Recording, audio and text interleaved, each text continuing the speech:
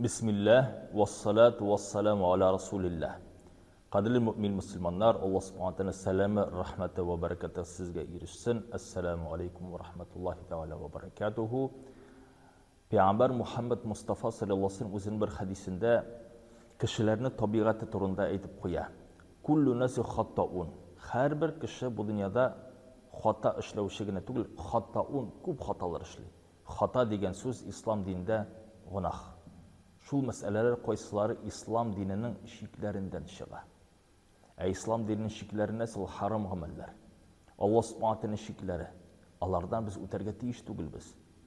Lakin de bizim tabiatımız şunday. Biz unuturga mümkün. Yaki gafillik sebebinde dinin qat'iyligin, mühimligin anına bitirmişe. Allah'ın ayetlerin anına bitirmişe, Peygamber sallallahu aleyhi ve sellem hadislerini anına bitirmişe biz şiklerden çıkabız. Hem de indi elbette şu vakitte biz kimge zarar etamiz? En birinci o'zimizga. O'zimizga, yaqin tirabimiz, oilamizga, mol mulkatimizga, tug'anlarga, jamiyatga zarar etamiz.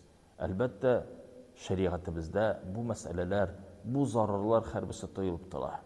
Hem de indi albatta biz kishilar aytirga mumkin, biz indi bu dunyoda kishilar bütünüsü xatada yaşay, bir narsada bo'lmadi bitali deydi. Albatta, ana hukmi chunki qiyomat kunida, oxiratda ikkinchi yoqdan Alloh subhanahu taolo bor sifati G'afurur Rahim. Alloh subhanahu taolo bu dunyoda bizga aytib qo'yash, o'zining Qur'oni Karimda nindida bo'lsa og'irlik sizga kelmasa, biligiz sizning xatolaringiz sababinda deydi. Ali kubisin men sizga g'afu etam deb aytib qo'ya. Alloh taolo G'afurur Rahim shuningda bo'lib qarasak, o'zimizning jonimiz, amallarimiz turunda shuningda biz ana pok deb ayta olmaymiz. Ixlos ko'ngilda bo'lar kerak bu masalada. Ishkirsizlik. Hamda endi albatta kishida agarda takabbirlik hissi bo'lmasa,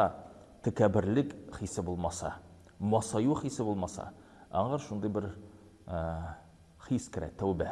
Alloh subhanahu taolaga qaytuv, xatolarından g'afu etinu. Allah subhanahu taolo da bir ko'rkam surada Furqon surasining 68-70 oyatına hadlik gunohlarni shuklab ketadi. Shular qo'ysalar bu dunyoda fasadlik qilalar. Hamda Alloh subhanahu taologa tengdash keltiradilar. Hatto Alloh subhanahu taolo g'oya bir zotga ibodat qilalar deydi. Bu dunyoda ular bor, hamda bu bizning oramizda yashaydi. Ham Alloh subhanahu taolo ularga qarata g'afil tugil. Alır üstünden cazası bulaşacak.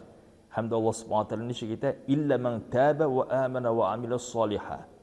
İlla de meğer şuların arasından koysaları üzlerine, cemiyetke qarata, tuğanlarına qarata jiniyet kıldılardı, haramlarını ötediler.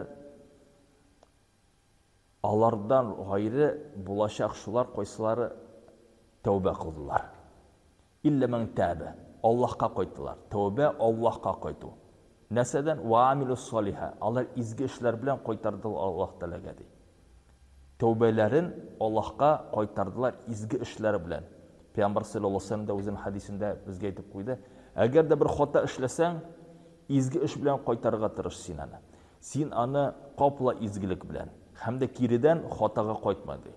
Hamda Alloh subhanahu va taolo aytadi: "Istaudu billah fa ulaika yubaddilullohu sayiatihim hasanat ve kanallahu g'afurur rahim."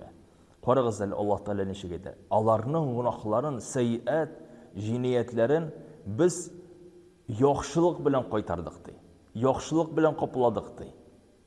Ne sebepten şula cemaat? Çünkü Allah subhanahu taolo qarşısında qadrli bizning ixlosligimiz. Takabbirlik tugul, masayu tugul. Allah taolo qarşısında o'zi bizning tubanligimizni, qulligimizni tonu, xatolarımızdan qaytu, ukinu, hem de alarını qabatlama.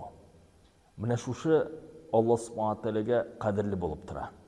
Hem de elbette biz de biz qo'shan eligine xato hamda fahshlikda yashagan bir kishi to'g'ri yo'lga bossa.